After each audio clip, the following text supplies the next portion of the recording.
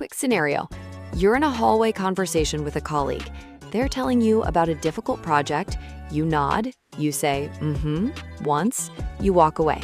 Does that colleague remember you? Honestly, no. I don't even remember me in that scenario. Right, and the wild part is, your English wasn't the problem. Your listening was invisible. Okay, real talk. I've done that 100 times. I think don't interrupt, just listen, and then I disappear from the conversation. And here's the thing.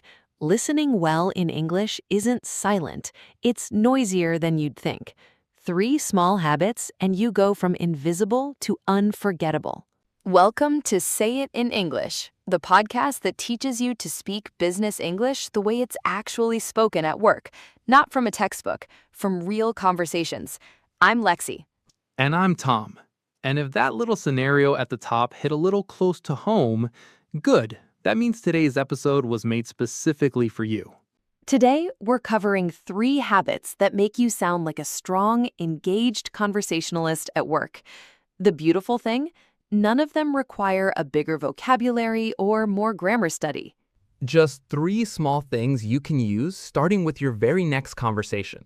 Whether you're at A2 and still building your confidence, or B2 and want to sound more natural, today is for you. All right, let's get into habit number 1. And Tom, I think this one might be the biggest mindset shift of the 3. Okay, I'm ready. Habit 1, active listening cues. Now, a cue in this context is a short verbal signal, a little sound or phrase that tells the other person, I'm here, I'm following, keep going. Right. Exactly like that. What you just did, that right, that is an active listening cue. You didn't stop me. You didn't redirect. You just confirmed. I'm with you. Okay, so what are the actual phrases? Give me the list. Sure, the classics. Right? Yeah, totally. That makes sense. Interesting. Short, simple, powerful. Sprinkle them at natural pauses, after a clause, after someone makes a point, regularly enough that the other person can feel you. And these come up a lot in professional English, like in real work conversations? Constantly.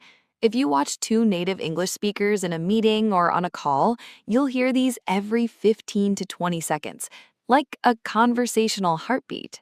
Okay, real talk. I was taught the opposite. My teacher said, wait your turn, don't interrupt. So I trained myself to sit in silence and nod, and apparently disappear. That's the most common trap. In English, silence reads as disengagement. People assume you're bored or didn't understand, the exact opposite of what you were going for. Yeah, I was being respectful and it was coming across as checked out. That's rough. Exactly. Okay, let's demo. I'll talk, Tom. First time, you play the silent nodder. Second time, use active listening cues. Same story both times. Let's go. Okay, round 1. So last week I was in this meeting with the product team and the deadline got pushed back again, and I just felt like nobody was being realistic about the timeline. It was really frustrating, honestly. Like, I'd already told my own team to prepare for the original date. That sounds tough. Okay, wow, that actually felt terrible from the inside. Like I was physically there, but not present. There was nothing for you to grab onto. Right? Now, same scenario. Active listening cues this time. So last week, I was in this meeting with the product team, and the deadline got pushed back again, and I just felt like nobody was being realistic about the timeline. Right. It was really frustrating, honestly. Like, I'd already told my own team to prepare for the original date. Yeah, of course. That makes sense. And the worst part, nobody in the room even acknowledged the impact on downstream teams. Interesting, yeah. Did you hear that? Same story both times, same words, but the second time it felt like a real conversation because I had a sound. My listening was audible.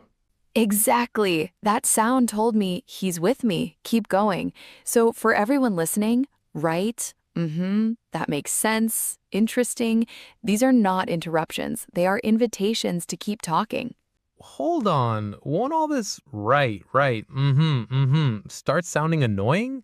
Like I'm just performing listening instead of actually doing it. Fair question. When native speakers do this, the other person doesn't analyze it. They just feel heard.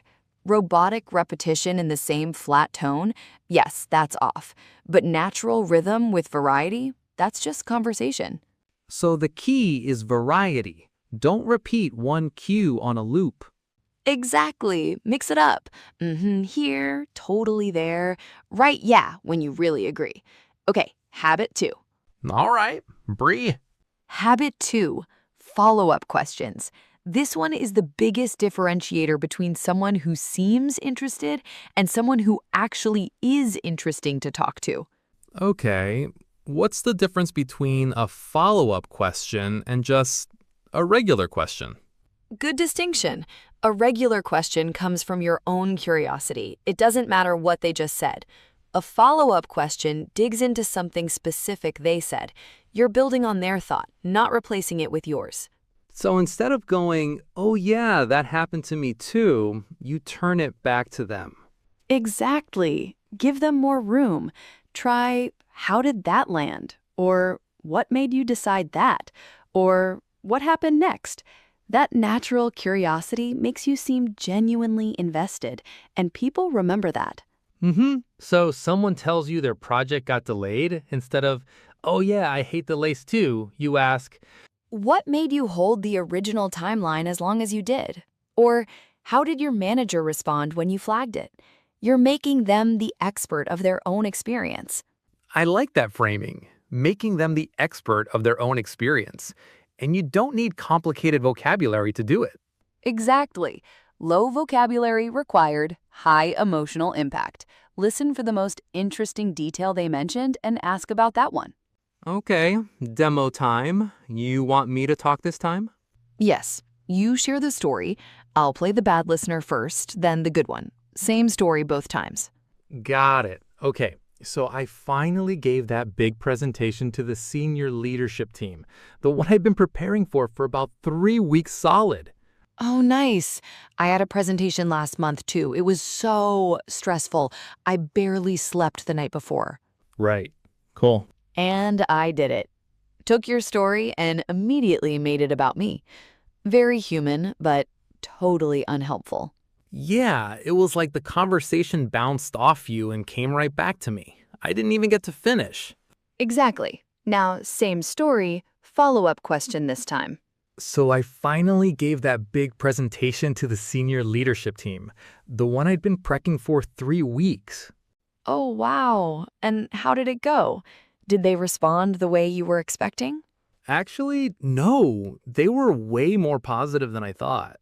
I was bracing for a lot of hard questions, but they just got it immediately. That's the best feeling. What do you think made it land so well this time compared to before? Honestly, I think I finally kept it simple. One clear message instead of trying to cover everything. Right. That makes so much sense.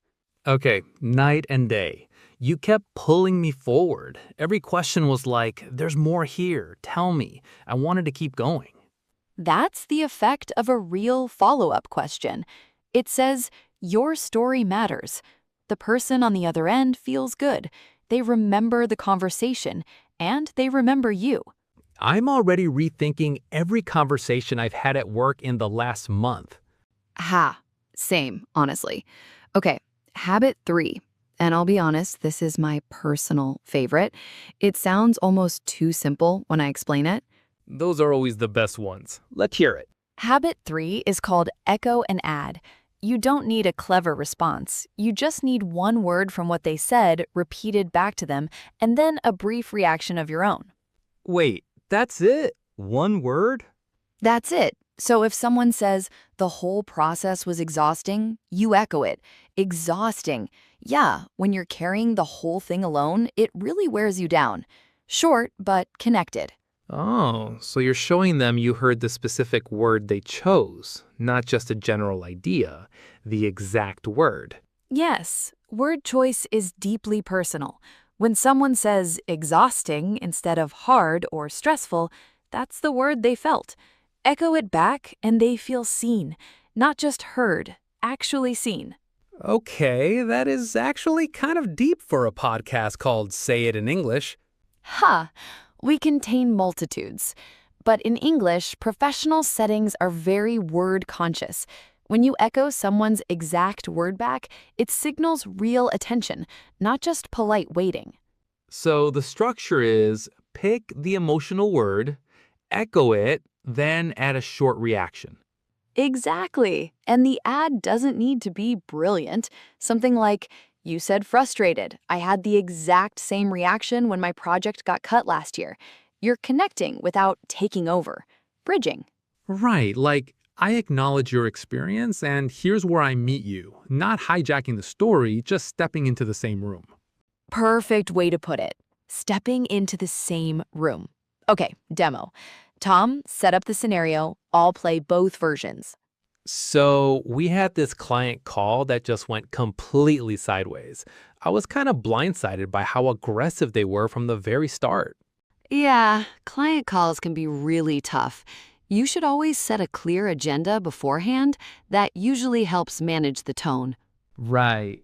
And I went straight into advice mode, skipped past how you were feeling and jumped to fixing. You were still processing. Yeah, I didn't ask for advice. I was still in the story, hadn't even finished. Exactly.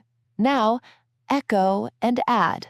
So we had this client call that just went completely sideways. I was kind of blindsided by how aggressive they were right from the start. Blindsided? Yeah, that's rough. When someone comes in hot and you weren't expecting it at all, it just throws you completely off your footing. What happened after that? Yeah, exactly. They came in already frustrated and I had zero context for why. I had no idea what had triggered it before the call. Ugh, the worst. Like you're already behind before the call even really starts. That second version felt like you caught me. Like I threw something out into the air and you grabbed it before it could fall. You held it with me. That's exactly it. A catching motion. You reach into what they said, pull out the feeling word, and hold it with them for just a moment. And that moment, that's where real connection happens. What I love about this technique, it's not performance. You're using their own words. There's no risk of saying the wrong thing because you're starting from what they already told you. Exactly. Especially for non-native speakers, that's such a relief. You don't have to generate something brilliant on the spot. Borrow one word and build from there. Let's stack all three. Habit 1. Listening cues. Right. That makes sense. Show you're present. Habit 2. Follow-up questions. Dig deeper instead of switching to your own story. Habit 3. Echo and add. Repeat one word they used. Add a brief reaction. 3 habits, 0 extra grammar, 1 completely different impression. Your challenge? Go listen to any conversation and look for these cues. The right rights, the follow-up questions, the echoes. Once you notice the pattern, you won't be able to stop. And once you see it, you can borrow it. It's like learning a new word and then suddenly hearing it everywhere you go. Exactly. You're not learning from scratch. You're learning to recognize something that was always there and making it yours. All right, we want to hear from you. Which of these 3 habits is hardest right now? Listening cues, follow-up questions, or echo and add? Drop it in the comments. We genuinely read everyone. If today helped, subscribe and hit the bell. New episodes every week. You don't need perfect English to be unforgettable at work. You just need to make people feel heard. Thanks for listening to Say It in English. See you in the next one. Bye.